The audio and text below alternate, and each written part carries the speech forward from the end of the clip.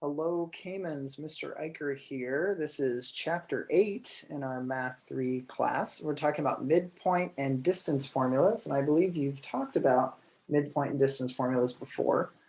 But also I want to do a very brief introduction to what our topic is for this chapter, and that's called conic sections. A conic section is any figure formed by slicing a double cone.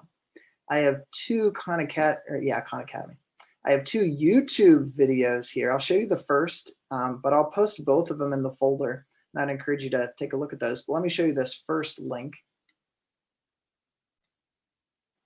So there are four conic sections: a circle, an ellipse, a parabola, and a hyperbola. So in this video, here we have a cone. That's a cone one on top of another cone. And if you slice that cone, you get a circle. And if the plane that you use to slice the cone is parallel to one of these bases in the top or the bottom, then you get a circle.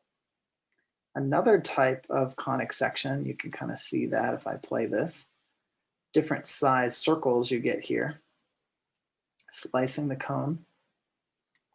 Another type of conic section you could get is this, called an ellipse. So if you slice the cone with a plane that's kind of slanted, you get an ellipse like this. It kind of looks like a circle, but not exactly like a circle. An elongated circle, kind of like an oval. And then next you can get a parabola if you slice the cone like this. Notice the parabola forming right here, and you can see this parabola. This is a parabola opening to the right. And there's a parabola opening to the left. Then lastly, the last conic section is called a hyperbola. So a hyperbola is if the plane slices the cone and it hits the cone in these two spots, you get this graph that has two different branches on it. Let me play that one. So see how it slices the cone in these two spots, and that intersection that's formed looks like this, and that's called a hyperbola. That was a very, very brief visual of what a conic section is. Any figure formed by slicing a double cone. And I've given you pictures of those. We have a parabola that's shown right here. That's a parabola. We have a circle. We have an ellipse. And we have a hyperbola, which has two branches, in this top and this bottom one. So that's all that we'll talk about conic sections in this lesson. But in future lessons, we'll be talking about these four conic sections. And we call them conic section because it's sections of a cone, sectioning off parts of cones. So from here on out, we'll review two formulas. One is called the midpoint formula and the other is the distance formula. So in the midpoint formula, if we're wondering what the midpoint between two numbers is, you could think of it this way: on a number line, just count it out: 4, 5, 6, 7, 8, 9, 10, 11. And if you want to know the midpoint, you can do one of these guys. Go from each direction inwards until you hit the middle one. And it looks like the middle is going to be right in between two numbers, 5, 6, 7, and 8. So it looks like the middle is 7.5. Another approach you could use, though, if you wanted the middle of two numbers, is just find the average of those two numbers. If you add them and divide by 2, that would be your midpoint of 7.5, which is a little more algebraic way, number-esque way, rather than graphically like the visual over here. And that kind of generalizes to what the midpoint formula states. If a line segment has endpoints of x1, y1. So here's a line segment, x1, y1.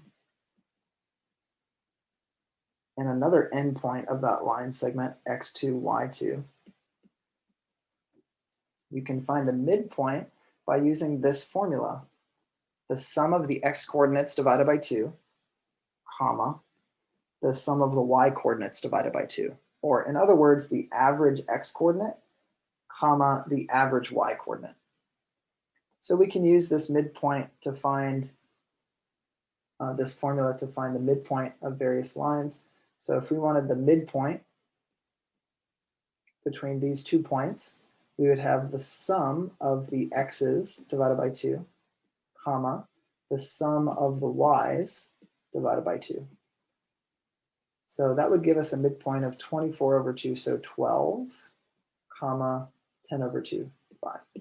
So the midpoint between those 2 points, or the midpoint of the line segment with those points as endpoints, would be 12, comma 5.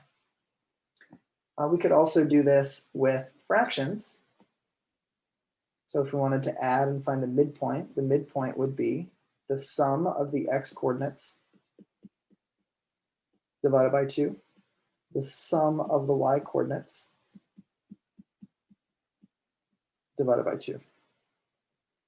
On adding these, we need common denominators. So let's see, that would be a 3 times a 3. This would be a 2 and a 2. These would need 4s. These would need 3s. So let's see what we have. We have 3 over 6 plus 2 over 6. And on this side, we have negative 8 over 12 plus 3 over 12. So that would give us 5/6 over 2 and negative 5/12 over 2. And one nice little mathematical trick is when you have a fraction dividing by a whole number like that, you can multiply that 2 with each of those. So we would have 5 over 12 and negative 5 over 24. So that would be our midpoint using fractions like that. And I'd like you to try this on Schoology, number 2 and number 4.